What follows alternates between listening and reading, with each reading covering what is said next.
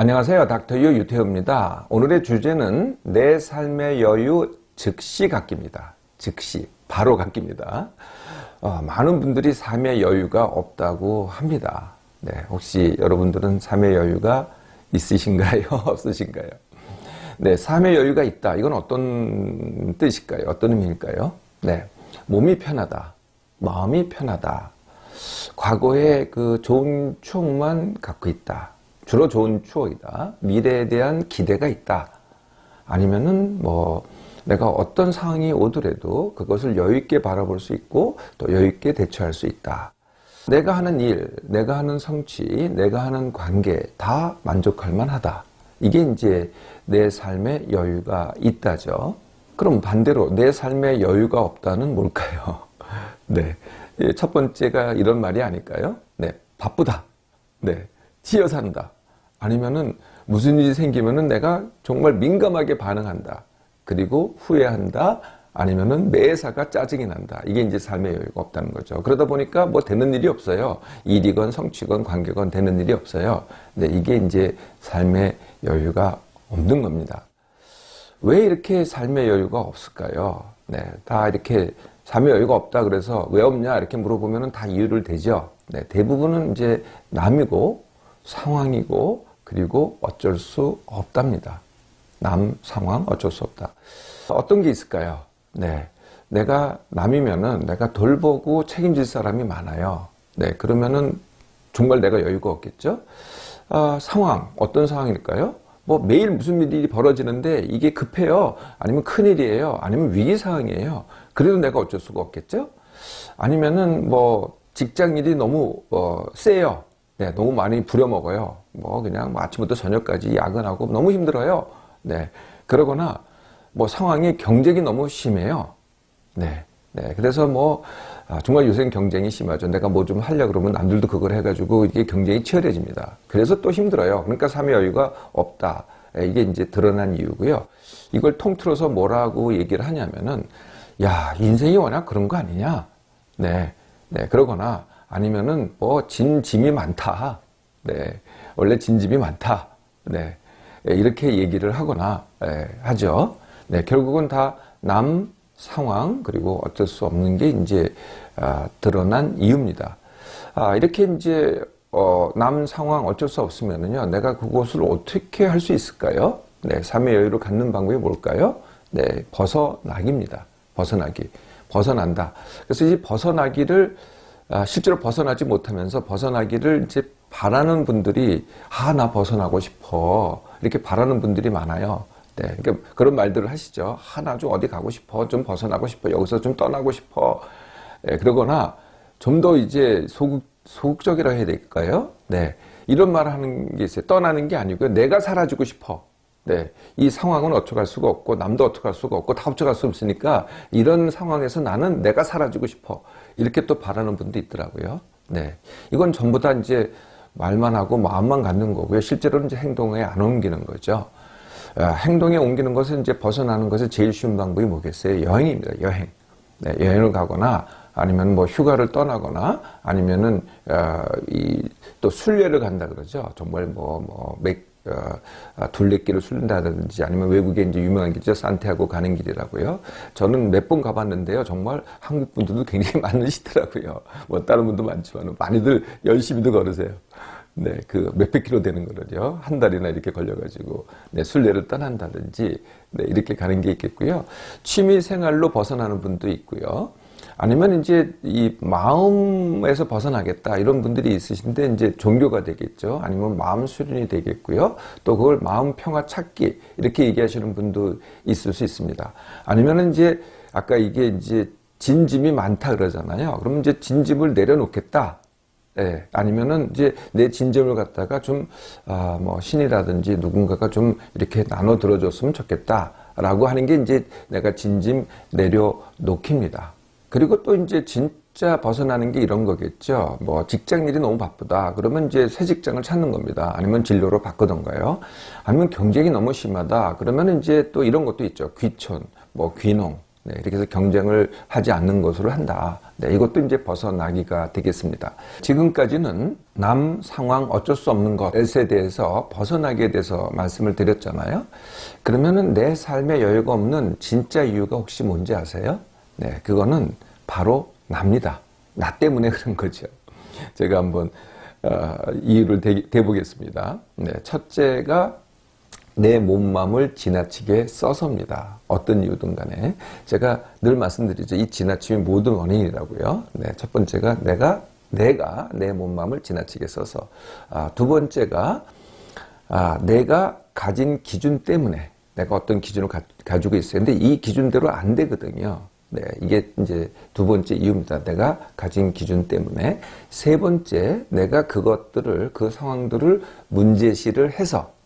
네, 이 문제시라는 말도 제가 여러 번 이제 말씀을 드리는데요. 문제가 있습니다. 어떤 문제가 있어요. 그러면 이 문제가 아니라 그런 걸 무시라 그러죠. 근데 문제는 요만큼인데 문제를 갖다가 이만큼으로 보는 겁니다. 이만큼 크게 보는 것 갖다가 문제시라고 합니다. 문제는 여기 있는데 더 크게 보는 것, 더 크게 느끼는 것, 이걸 문제시라고 하죠. 네 번째가요, 의존시켜서입니다. 네, 의존시켜서의 반대쪽에 뭐가 있냐면은 아까 내가 돌볼 사람이 많아서, 돌볼 남이 많아서, 네, 이렇게 말씀드렸잖아요. 그게 이제 한쪽이죠. 내가 돌보려고 하니까 어떻게 돼요? 돌봄을 받는 사람은 반대로 나한테 점점 의존하게 됩니다. 의존이라는 게 뭐예요? 능력이 없어지는 거예요. 의존이라는 것 자체가. 그러니까 실제로 못해요. 그런데 이제 내가 보기엔 못하니까 어떤 이유도 못한다고 판단하니까 돌보는데 알고 보면은 내 돌봄 때문에 더 못하게 된다는 거죠. 그러니까 주고받고 하면서 더 나한테 의존하게 되는 거죠. 그럼 내가 더 많은 걸 해야 되는 거잖아요. 네, 네 번째가 의존시켜서. 네, 다섯 번째가 비교해서입니다. 네, 이것도 이제 말씀을 드릴 텐데 비교의 방법이 어떤 방법이냐면은 이 부분 비교 그리고 누구 비교입니다. 부분 비교라는 것은 이런 거죠.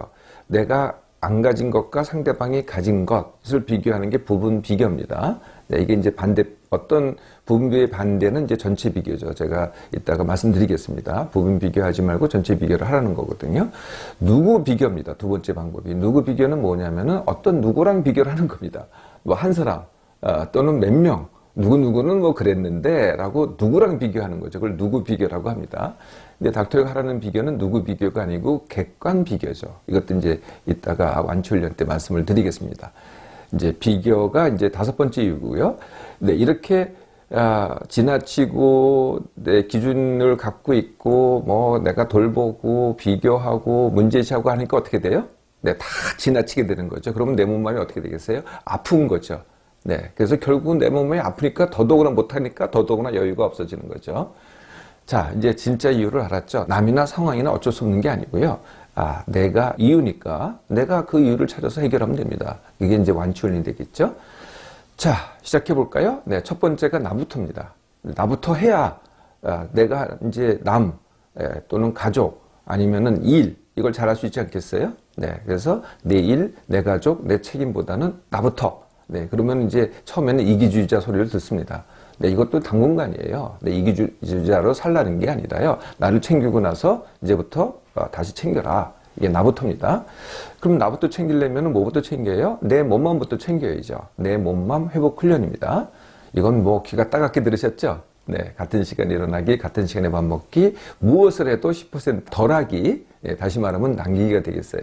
뭘 해도, 일을 해도, 모임을 해도, 뭐 취미 생활을 해도, 운동을 해도, 이동을 해도, 뭘 해도 10% 하루에 남기기. 지금 하는 거에서, 네, 나 이미 덜하고 있는데 뭐 이제 된 거 아니냐? 그래도 현재 하는 거에서 덜 하시라는 거예요. 그래야 또 남깁니다. 근데 그거 가지고 그다음에 이제 그다음 훈련들을 하는 거거든요. 네. 자, 여기까지 하셨잖아요? 그럼 이제 그 다음 걸 하나씩 하시면 됩니다. 네, 세 번째가 내가 갖고 있는 기준. 이걸 어떻게 할 거냐? 네, 이 기준이 필요보다는 이게 커요. 높아요. 그러니까 괜히 쓸데없는 걸 굉장히 많이 한다는 거거든요. 안 해도 될 일 갖다가 합니다. 대부분의 그 기준이. 그리고 남한테도 별로 중요하지 않은 기준을 갖다가 적용을 시켜요. 예, 그러니까 힘든 거죠. 자꾸 다툼이 오고 싸우게 되고 하긴 하더라도 굉장히 이렇게 소극적으로 하니까 또 얘기를 해야 되고 또 힘들어진다는 거죠. 그러니까 기준을 다시 한번 생각해 보라는 거거든요. 이 기준이라는 것은 대개는 다 방법에 대한 기준입니다. 방법이 뭐 옳다 그르다.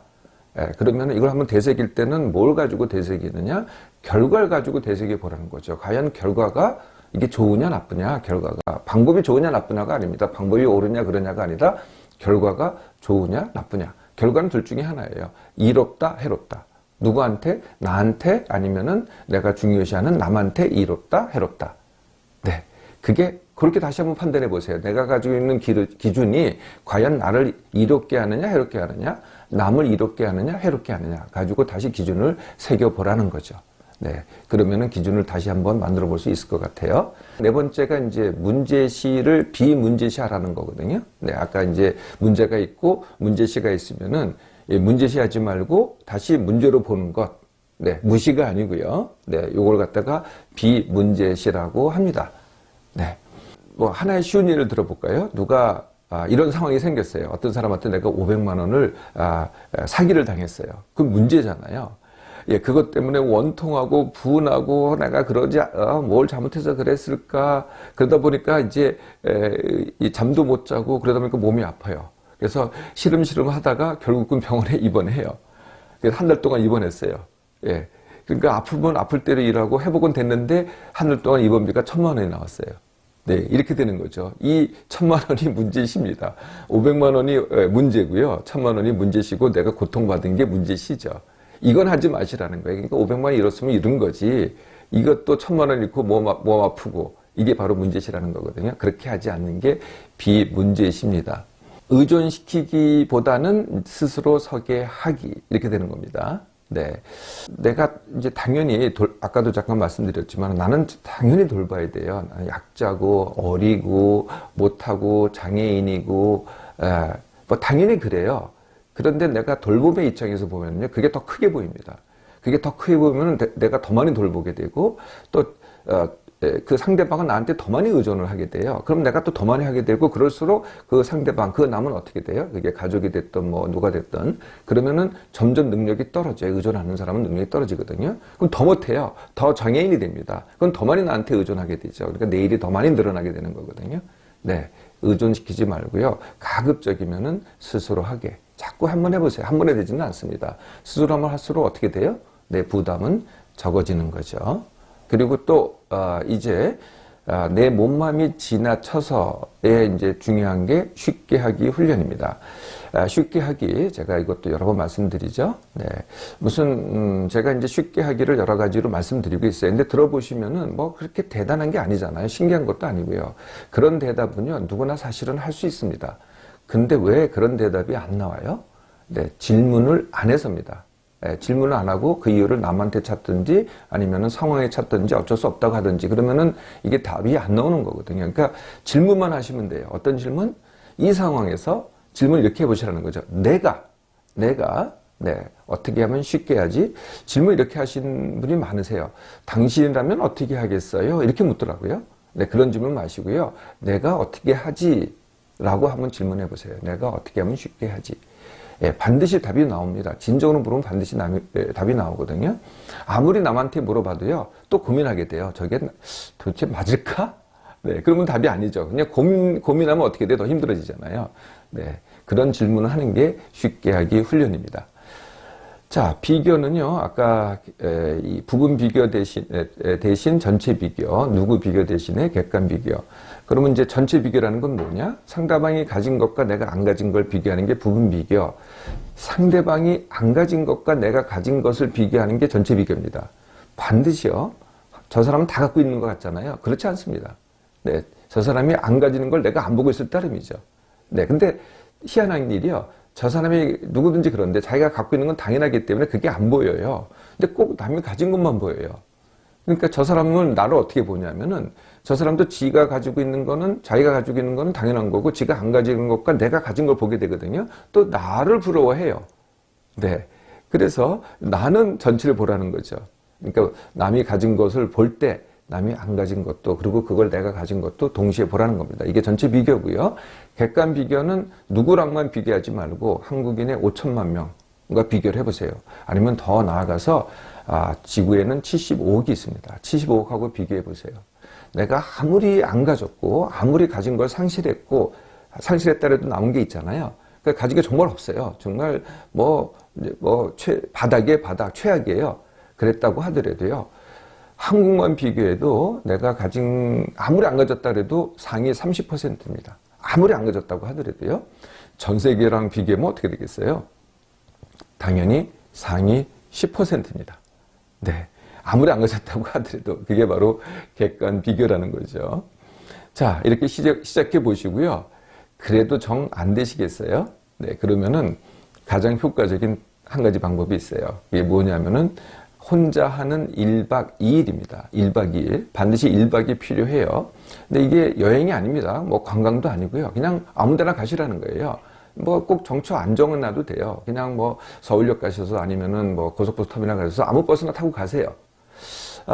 단지 여성은 그러니까 고속버스 탈 때 숙소를 정하고 가세요. 개인이 가서 거기서 숙소가 없으면 좀 곤란하실 테니까. 남자들은 괜찮습니다. 아무 데서나 자도 되니까요. 네, 가서 뭘 보고 뭘 하라는 게 아니고 일단 떠나보세요. 네. 그랬더니 또 떠나서 또 집에다가 전화하고 다 챙기고 이런 거 하지 마시고요. 걱정하는 분이 있으면은 내가 잠시 머리 식히고 오겠다. 이렇게 가시면 돼요. 일단 내가 있는 곳에서 떠나만 보세요. 네, 그러면은 좀 생각을 하게 됩니다. 내가 되돌아보게 되고, 나 자신에 대해서, 아까 제가 이유를 말씀드렸잖아요. 그걸 다시 생각해보는 그런 시간이요. 꼭 긴 시간이 필요 없다는 거죠. 꼭 순례 안 하셔도 돼요. 한 달 아니셔도 됩니다. 딱 하루면 되거든요. 네, 그러면은 시작할 수 있습니다. 내 삶에 여유가 없는 것은요, 남이나 상황 또는 어쩔 수 없는 것이 아닙니다. 내가 원해서 또는 나도 모르게 내 삶에 여유가 없는 것을 내가 선택하고 있는 것이죠. 이제부터 내 삶의 여유를 갖다가 즉시 갖도록 하세요.